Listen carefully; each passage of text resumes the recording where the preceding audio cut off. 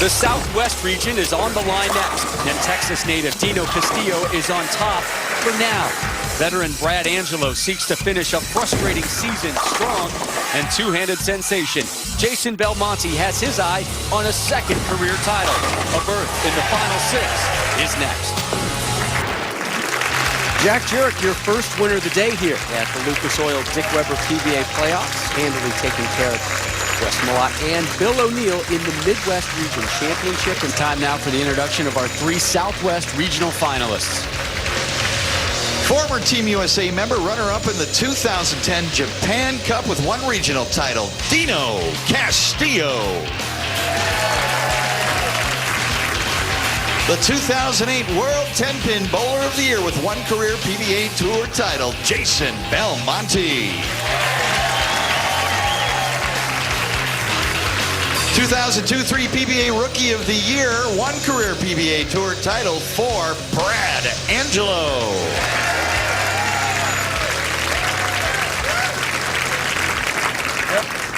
And Dino Castillo lives now in Carrollton, Texas, just north of Dallas. His parents from the Philippines.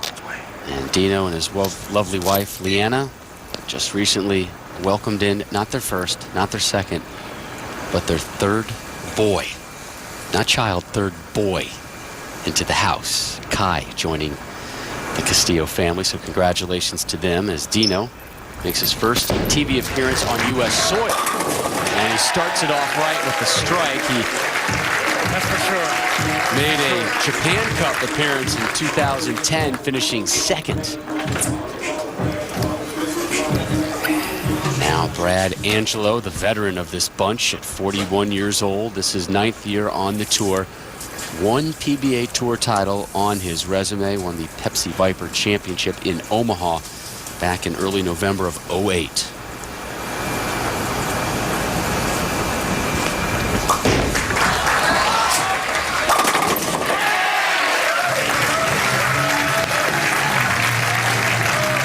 And you can see the difference between last week and this week. The players are much deeper already than they were probably the entire telecast last week.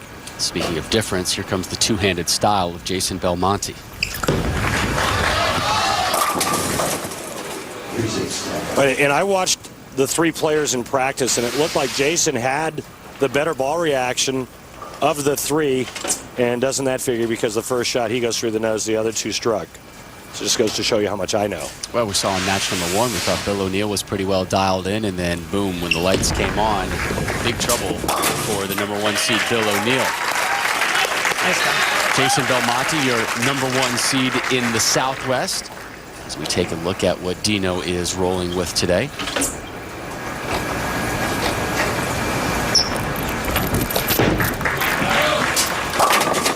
Dino going with a game breaker, and his game is all about loft and speed.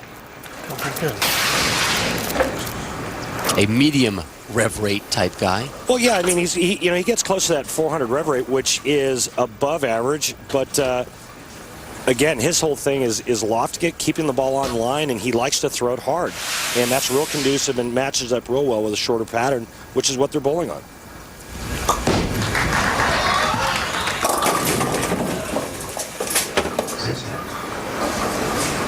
That one high for Angelo. Castillo steps up. Takes down the 7. So strike spare for Dino. Angelo going after the 6-10 spare. Covers that one. Belmonte moves to the right lane in this 3-man Southwest Regional Final. This is the 5th regional final. One more to come after this one. Belmo on the strike train. You want to talk about rev rates? Well, that's about as high as it gets out here on this tour. And we are even across the board through 2 frames. Dino starts us off in the 3rd on the left lane. Second strike for Castillo. Pretty good start for a player that's never bowled under the bright lights here stateside. As you mentioned, he did finish second in the Japan Cup, but Pretty good start for his first time ever on television here in the U.S. Loaded revolver, the ball of choice for Brad Angelo, the native of Lockport, New York, making his 18th singles television appearance. Strike number 2 for Angelo. Finished 13th at the Mark Roth Plastic Ball Championship. He was telling us in the midst of that tournament, for the first time ever in his career, he was outside the exempt point list and knew there were no guarantees. Really had to start ramping up his game, get more focus. Belmo, plenty of ramp in his game. Back-to-back jacks. That ball's going down the lane with some bad intentions. A lot of revs and a lot of speed. C-pin, hit pin. Clean with it. Strike number 3 for Castillo, is doing a very solid job. Isn't the NCAA's all about upsets? Mm-hmm. And that's all we've seen. Dino Castillo looking to knock off another #1 seed. That would be Jason Belmonte, your #1 seed in the Southwest. Earlier today, the Midwest #1 seed, Bill O'Neill, eliminated.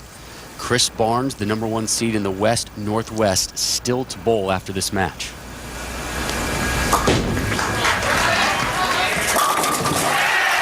And a strike for Angelo.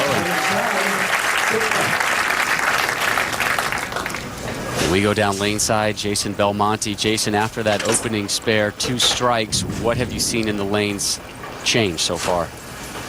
Mate, for me, it was just little nerves, overamped, and forgot what I was looking at. So it's a good thing I remembered the last 2 shots. So hopefully I remember this one. So what are you looking at then? Don't ask me that because I still really don't know. I'm just lying. I really don't know what I'm doing. We appreciate his honesty. Thank you, Jason. And Belmo stepping up in the 4th. And he's a guy who, on our side of the business, gets television. He understands it. Always a great quote. Always a good guy to talk to about what's been going on. 3 in a row for Belmo. Well, not only is he a gifted athlete, but he's got quite the wit. He's a very entertaining guy off the lanes as well, and just a joy to be around. Now, Dino Castillo, I got to be honest, really impressed with this start. Strike spare, and then a double. Here he is in the 5th. Oh my goodness. Oh my goodness, but that's a great oh my goodness. Exactly, and it was just a little quick, a little fast, and just a hair right, and he knew it as soon as it left his hand. Very Jack Jurek so far in the sense that he's not getting himself in trouble. He's waiting for somebody else to make a mistake, and then after patting him on the back, he whiffs on the single pin spare. Cannot have things like that happen. First open frame here of our Southwest Regional Championship match. You know, in a regular singles match, sometimes you can rebound from an open frame and still win a match, but now he's got to be 2 players. So at this point in this tournament, missing single pin spares, unforgivable. Angelo heavy on that one, but gosh, dang it, not left with a difficult cleanup. This ball grabs a little sooner than he would like, goes through the nose, but only leaving the 3-6. That's the good news. The bad news is he was working on a double, and Belmonte's on a 3-bagger.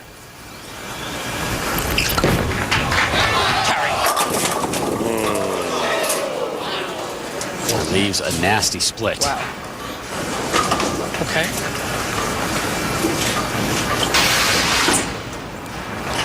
And you can see that Jason thought he threw a pretty good shot there, only to have it go through the nose.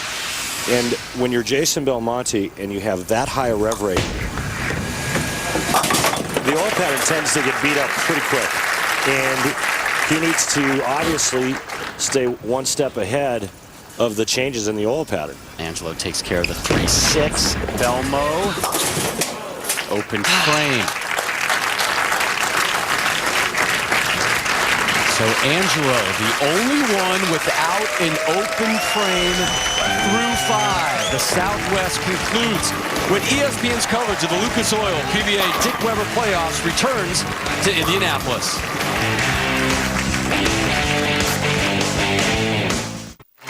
Welcome you back to Indianapolis. Urge you to join the most active community of bowlers on the web by friending the PBA on Facebook. Get tournament updates, view behind-the-scenes photos, and connect with the biggest stars in bowling. Also, check out Winning Wednesdays on the PBA Facebook page for your chance to win prize packs from PBA product-registered companies. You do that Facebook thing, don't you? Oh, I'm already a fan. You're a big shot on Facebook. Dino Castillo down 11 as we begin the 6th. There you go. The high hard one from Dino Castillo. That's his A game. Give it some lock, give it some speed. Keep his target in front of him. That's 10 back. Now, if he makes the single pin spare in the 5th frame, he's actually leading.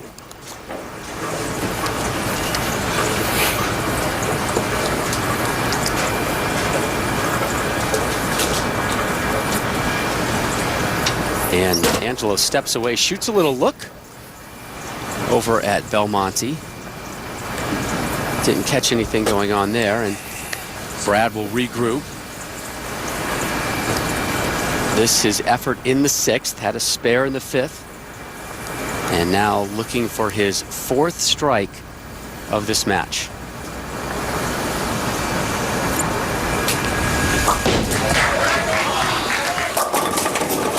Come on, Chase. Come on. You didn't do anything? You're not crippling the stupid bottle? Dude, It's the 3rd time you've done it. Jeez. No better than that. So the noise from a Belmonte bottle is what triggered Angelo to step back originally before his opening shot in this frame, and they continue to discuss. Angelo for the spare.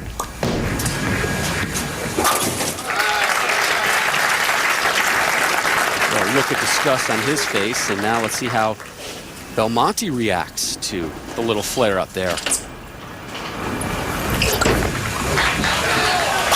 No problems for Belmo with the big strike. I really didn't mean to do that. Of course not. Jason and Brad continue their conversation. Sounded like Belmo apologizing, and they give way now to Dino Castillo, who trails both of them by 9 pins.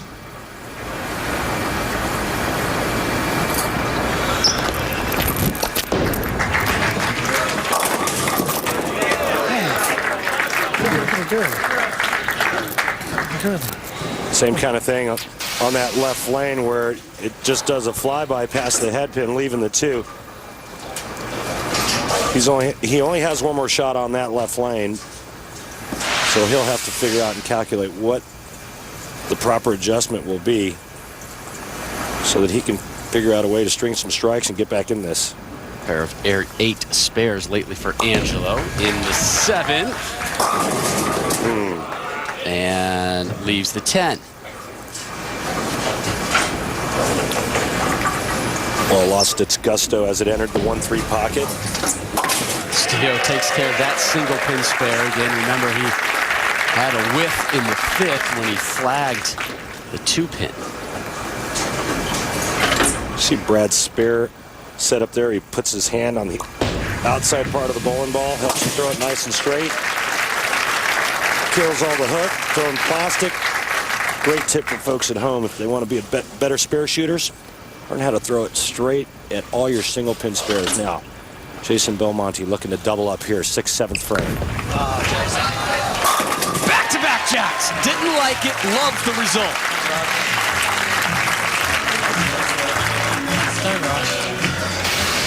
So your number 1 seed in the Southwest, now with 5 strikes. I think he thought that ball was going to go high. Good rebound after that open frame in the 5th from Belmonte. Dino starts us off in the 8th, coming off a spare. Through the nose. That was his good lane, and he's lost that now. He's left himself with the toughest spare out here on tour for a right-hander, the 3-6-9-10. because of that back pin, the 9-pin.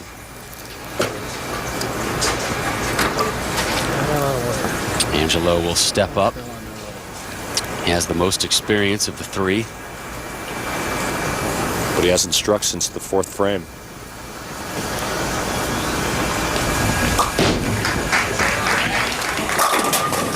And that streak continues. And again, another flat 10.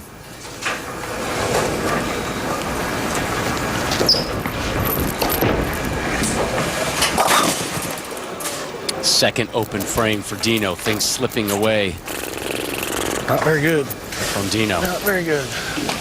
And things working in favor of Belmonte. Angelo to close out his effort in the 8th, take care of that single pin. And we have yet to see a #1 seed move on to our final 6. Jason Belmonte with the chance here to claim the Southwest Regional as the #1 seed. Looking for strike number 6. Come on. Here it comes. Messenger? Wait for it.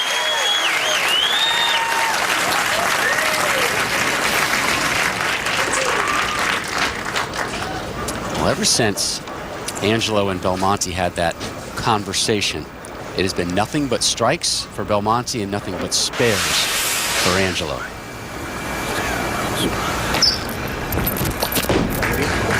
Castillo back on the strike train. Dino's a real likable guy as well out here. He's got a great personality and known Dino for many years, and Such an upbeat guy. he's just a great guy. But he is down 44 to Belmo. Angelo with 3 strikes in the first 4 frames, but a quad's worth of spares since.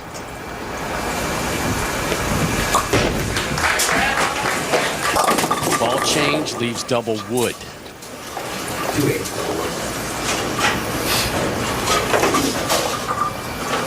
Jason Belmonte could all but lock it up with a strike right here. He's in the 220s. This will put him in the 230s. The highest Brad Angelo can shoot if he converts is 212. Look out. My. Jason. Leaned right back into that. And the door just 7? swings wide open.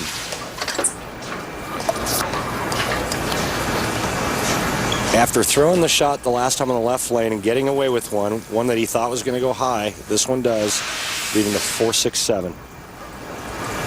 Brad Angelo must convert here. He still has a possible 212 if he does. Chops down the double wood.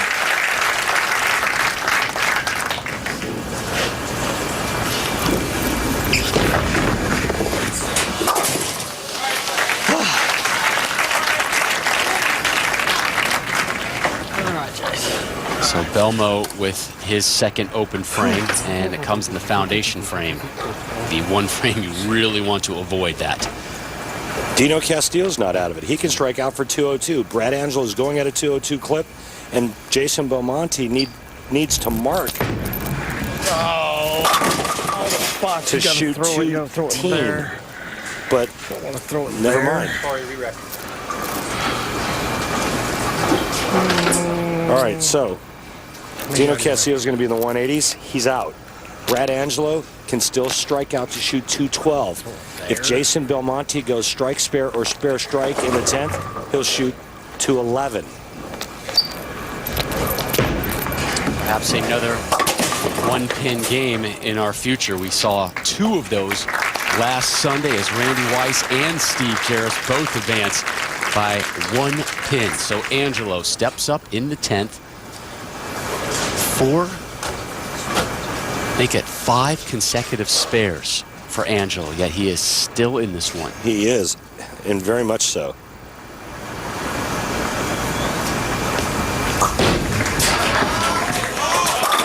Angelo remains clean with a big strike there to start the 10th. Huge trip 4. How many times have we seen this season when a player was behind going into the 9th and 10th frame, they get up and they strike out to put the pressure on the opponent, and then the opponent gets up and splits. See U.S. Open, Norm Duke versus Mika Koivuniemi. Thank you. Belmo in the 10th, his first effort. Oh, my. Messenger Right That where you was needed it. just Behind the 10. That was just a massive rack shredder right there. I don't know, 4 or 5 pins looked like it went by the 10. Look at that.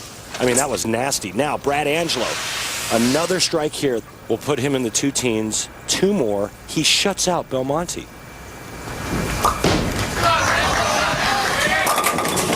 Another soft 10. Belmonte needs to make the 10 pin and keep the ball on the lane. He's got to make this.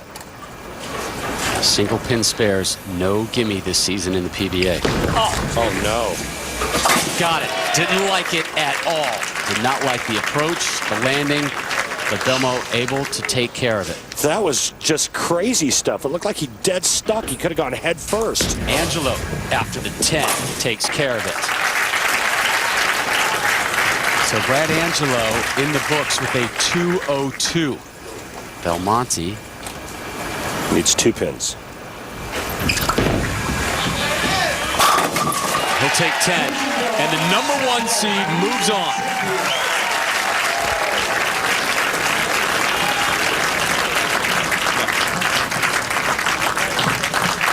So finally, a number 1 seed survives to reach our final 6. And Belmo will make it official.